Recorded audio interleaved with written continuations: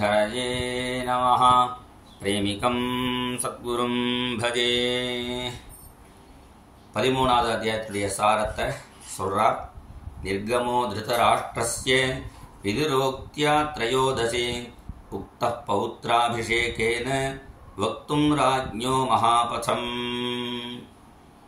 விதுரர் மைத்ரேயர்கிட்ட விதுரஹா தீர்த்தயாத்ராயாம் மைத்ரேயாத் ஆத்மனோ கதிம், அந்த பகவானுடைய பக்தியையும் அந்த பகவானுடைய விஷயத்தையும் தெரிஞ்சுட்டு மறுபடியும் திருதராஷ்டிரனுக்கு அந்த ஞானத்தை உபதேசம் பண்ணணும்னு வரா.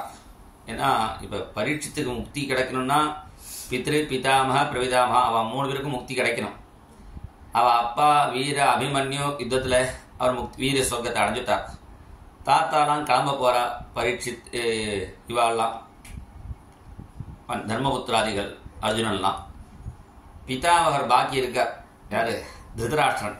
அவனுக்கும் முக்தி கொடுத்தாதான் மேலே பரீட்சித்துக்கு முக்தி அந்த கணக்கில் வரும் என்பதற்காக இங்கே உபதேசம் பண்ண வரார். நான் தனக்கு தெரிஞ்ச ஞானத்தை விதுரனுக்கும் சொல்லணும் என்பதற்காக வரார். அவர் வந்த உடனே பஞ்சபாண்டவாலாம் அவரை நமஸ்காரம் பண்ணி முதல்ல அவருக்கு ஆகாரம் கொடுத்து ரெஸ்ட் எடுத்த பிறகு ஊருக்கெல்லாம் எந்த ஊருக்கு போனேன்னு கேட்குறா. வந்தவுடனே எங்கே வந்து எப்படி வந்து கேட்கக்கூடாது. முதல்ல அவளுக்கு ஆகாரம் கொடுத்து ரெஸ்ட் எடுத்த பிறகு விசாரிக்கணும். அதனால் விஸ்ராந்தம் சுகமாசீனம் என்று சொல்கிறார். நீங்கள் பாகவதாலாம் தீர்த்த யாத்திரை போக வேண்டிய அவசியம் இல்லை. பாவம் பண்ணினுவா பாவம் போகிறதுக்கு தீர்த்த யாத்திரை போகணும்.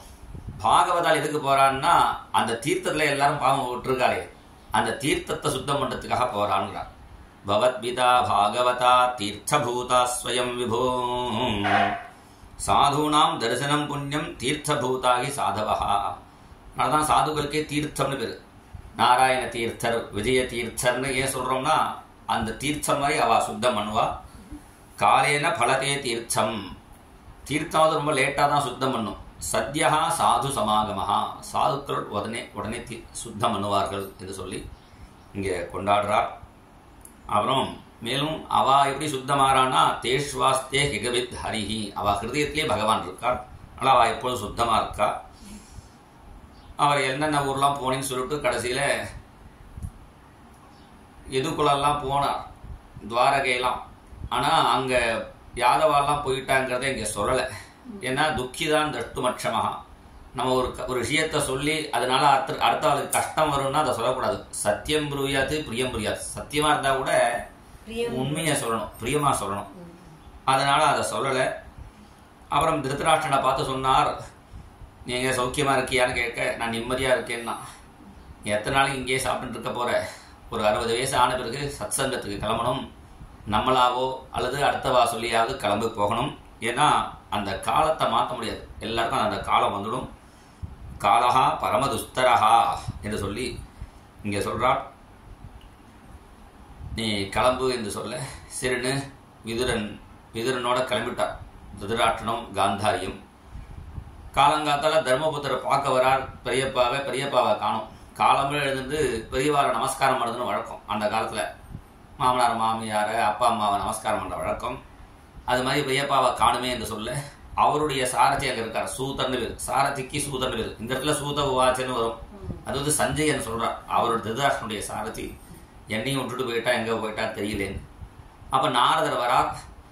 துக்கமாக இருக்காளேங்கும் போது நாரதரை பூஜை பண்ணின மாதிரி சாணுஜகா அபியர்ச்சியன் நிவேங்கிறார்.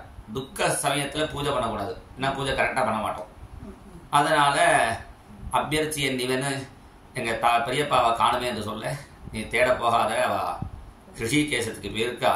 அங்கே கங்கை சப்த ரிஷிகளுக்காக 7 பிரிஞ்சு போன இடருக்கு சப்தஸ்ரோதஸ்னு பேர். அங்கே அவள் தியானம் பண்ணி அவள் பகவானை அடைஞ்சுட்டா. நீ போக வேண்டாம். ஏன்னா அந்த உலகத்தை சத்தியம் நினைச்சாலும் வருத்தப்பட வேண்டாம். என் மன்யசே துருவம் லோகம். அசத்தியம் நினைச்சாலும் வருத்தப்பட வேண்டாம். ஏன்னா என் மன்யசே துருவம் லோகம் அத்ருவம் வா நச்சோபயம் சர்வதா நெகிசோச்சியாஸ்தே ஸ்னேகா தன்யத்திர மோஜா. சத்தியம்னா எப்போதும் சத்தியமாக இருக்கும்போது அழியாது. அழியக்கூடியது நினைச்சுன்னா அழியக்கூடியது எப்போ இருந்தாலும் வருத்தப்பட வேண்டிய அவசியம் இல்லை.